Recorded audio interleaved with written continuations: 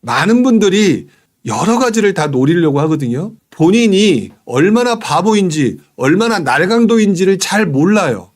심지어 청약을 하시는 분들이 나이가 30대라면 대체적으로 부동산 투자에는 바보이거나 거기다가 또 욕심은 많아서 날강도인 부분이 상당히 많죠. 그렇기 때문에 저는 유연성을 가져야 된다. 청약 통장을 해지만 하지 않는다면 훨씬 더 기회가 올 거고요. 이 상황에서는 청약 통장을 뒤로 밀렀다가 청약하지 않고 지금 분위기가 나빠서 가격대가 떨어진 곳, 이런 곳들.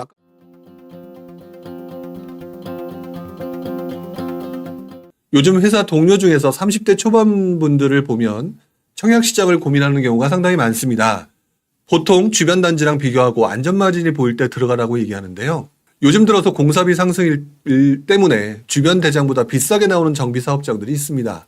지금 청약을 넣으려는 분한테 이런 청약은 어떻게 접근해야 되는지 말씀해 주시면 감사할 것 같습니다. 라고 얘기를 하셨는데 아주 간단합니다. 저 역시도 뭐 비슷한 경험을 했었던 부분인데 지금 모든 비교를 하시는 이유는요. 지금 내가 하고 있는 물건으로 최고의 선택과 최고의 수익률을 얻으려고 하기 때문에 발생되는 문제들이죠. 30대 초반 분들은 경험이 없죠. 청약 시장을 보니까 나름대로 똑똑하게 비교 분석을 합니다.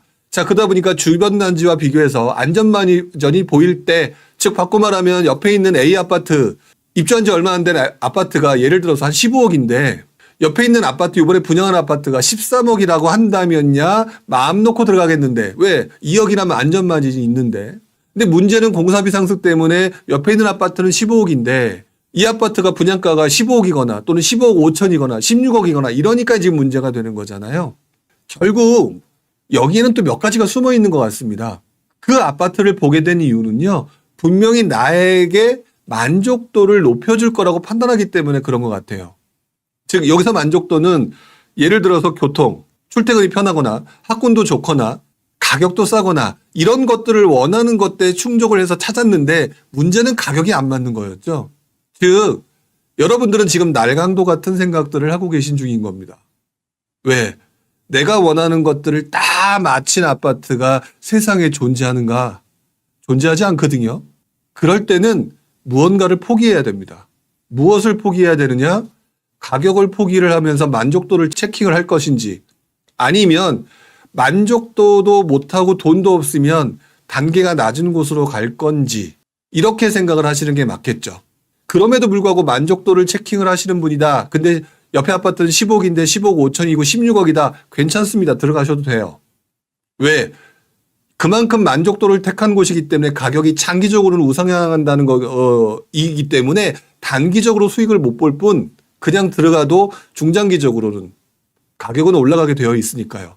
근데 여기서 우선순위를 선택해야 됩니다. 아니다, 난 수익이다 라고 생각하시는 분들은 어떤 것을 하셔야 되느냐.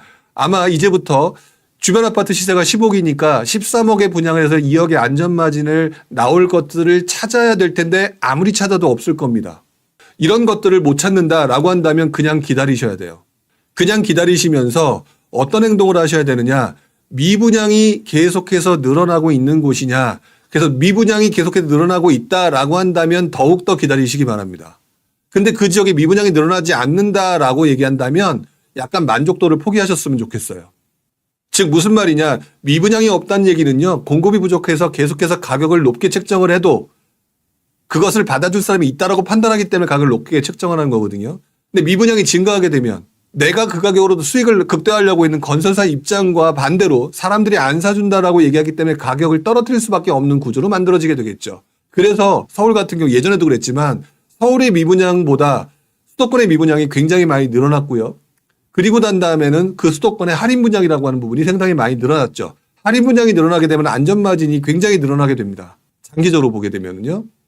그래서 지금 제가 보는 관점으로는 주변 대장보다 비싸게 나오는 정비 사업장들이라고 얘기를 하지만 공사비 상승이라고 하는 거는 인플레이션 때문에 어쩔 수 없는 거기 때문에 그 정도 부분이 안전마진이 없더라도 만족도를 추구하겠다라고 생각하시면 전 들어가는 게 맞다고 봐요. 특히 서울 같은 경우는. 그런데 안전마진을 추구하면서 수익이 먼저이신 분들이라고 한다면 지금 미분양이 나오고 있는 곳들이거나 또는 입주 물량 때문에 아까부터 제공 얘기를 하죠. 균형추가 깨어진 곳들을 찾아라. 꼭 청약하지 않아도 상관이 없습니다. 청약이 아니라 균형추가 깨어져서 주변 시세보다 가격이 싸게 나온 물건들이 있을 거고요. 청약 통장을 꼭 보관해 주셔서 귀중하게 보관해 두시기 바랍니다. 시장이 진짜 최악의 상황에서 꺾여버리잖아요. 그 청약 통장 남들 다 해지할 때 남아 있어서 진짜 입지가 좋은 물건들을 가져가게 되실 거예요. 지금은 아닐지 몰라도. 청약을 넣겠다라는 기준도 시장 상황에 따라서 바뀌어야 되는 거고요. 내가 좋아하는 곳을 선택을 하지 않아도 된다라고 하는 것들에 대한 유연성을 좀 가지고 가셔야 될 것 같아요.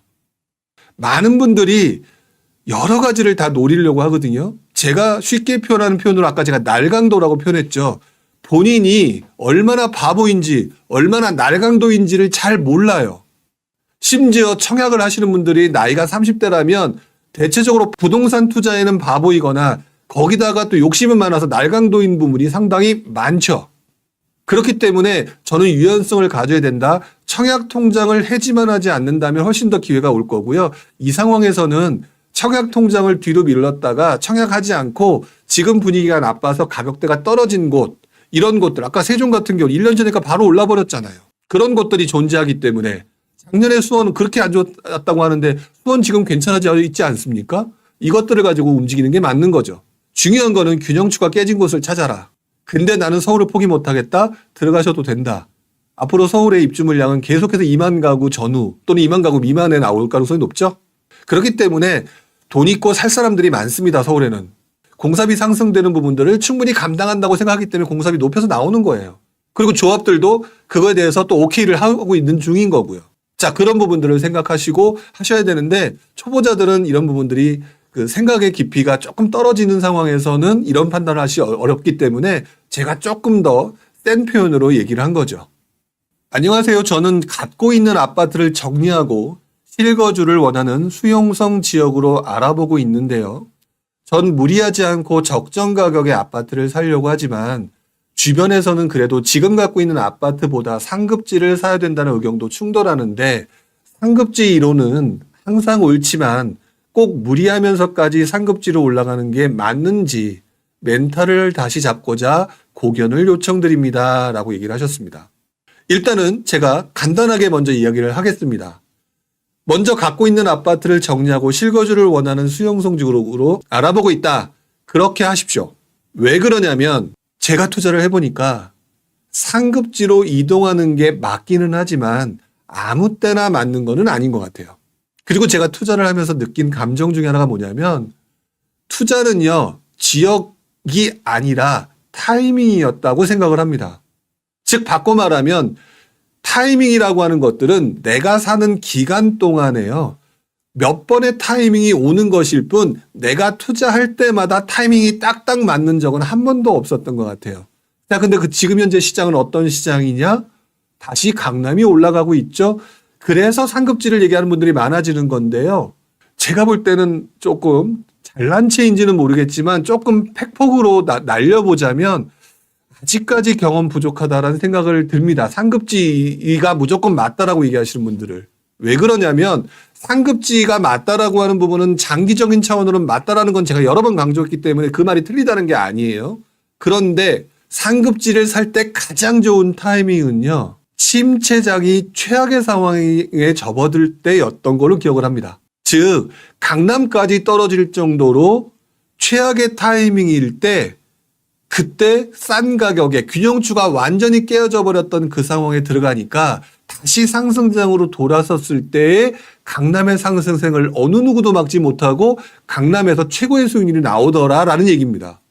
즉 바꿔 말하면 김부리님 같은 경우는 지금 현재 갖고 있는 아파트를 정리하고 실거주를 원하는 수용성으로 가신다. 지금 시장 상황이 이미 강남도 많이 올랐죠. 무리하고 싶지 않은 상황이죠. 이런 분들한테 괜히 쓸데없이 강남 가라고 얘기해봤자 아무 의미 없다고 저는 생각이 들어요. 본인이 수용성 지역에 실거주를 원하고 있는데 자꾸 주변에서 상급지 가라 상급지 가라고 얘기하는데 제가 볼 때는 상승장 경험만 있는 분들이 하는 소리다.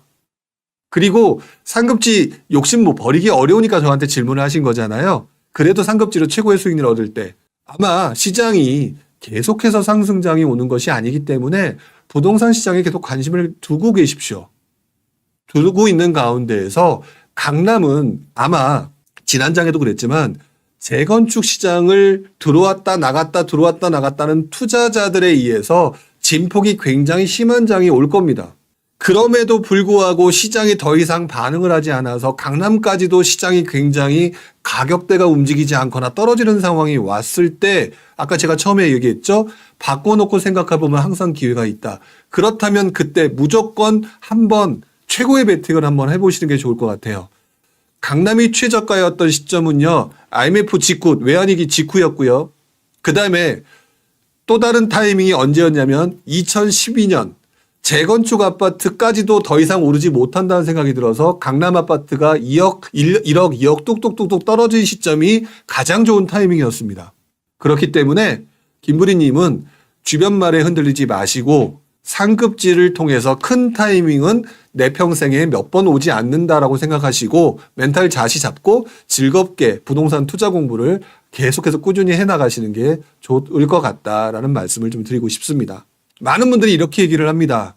상급지로 가야 된다. 근데 제가 톡 까놓고 얘기를 하자 보면 상급지로 무조건 가야 된다라고 얘기하시는 분조차 저는 투자 경험이 조금 부족한 것이라고 생각을 하는 입장입니다. 왜 그러냐면 그 가운데에서 발생되는 마음고생들도 있는데 그 마음고생에 대한 얘기가 별로 없더라는 얘기죠. 여러분 잘 알고 계시는지 모르겠지만 강남 재건축 너무너무 좋죠? 그런데 2008년 이후 금융위기 이후 우리가 흔히 말하는 침체장이라고 하는 그 시간에 강남 재건축이 어떤 움직임을 보였냐면요. 2009년 초반에 분위기가 다시 살아날 때 막 올랐다가요. 실망 매물이 쏟아지고 DTI 규제가 들어오면서 팍 떨어집니다. 2010년, 2011년에도요. 정부가 규제를 풀어준다니까 팍 뜁니다. 자, 그러다가 투자가 들어왔는데 또다시 푹 하고 가라앉아요. 이것들을 계속 반복하는데 장기적으로는 침체 상황으로 흘러갑니다. 그래서 2012년도에 굉장히 가격대가 심하게 떨어져 있는 상황, 지나고 보니까 꽤 많이 떨어져 있는 상황이라 그때 상급지 이론을 믿고 들어가셨던 분들 굉장히 많았거든요. 근데 유감스럽게도 이 내용에 대해서 얘기하는 분들이 별로 없는 것 같아요. 그렇다면 그 시절에 경험이 없기 때문에 이런 얘기를 못하는 거 아니냐는 생각이 저도 든다는 거죠. 그리고 난 다음에 2012년, 13년도에 강남 사신 분들이 위너가 됩니다. 왜? 그때 강남 사셨던 분들, 강남의 가격들이 10억 전후에 얹어져 있는 물건들 굉장히 많았었죠? 근데 지금 얼마가 됐습니까? 30억, 40억, 50억 한다는 분들 되게 많죠? 타이밍 잘 잡아서 위너가 됐는데 그 과정에서 마음고생들이 심하셨을 겁니다. 특히나 2009년 이후에 10년, 11년, 12년, 13년까지 굉장히 많은 사람들이 힘들어했어요. 그래서 상급지 이론이 지금들은 막 많은 분들이 얘기하지만 그때 정말 사람들이 입에서 싹 사라져 버렸던 시기이기도 합니다. 그때 타이밍에는 상급지 이론이 안 맞았다는 것이죠. 자, 그러니까 편안하게 하시기 바랍니다.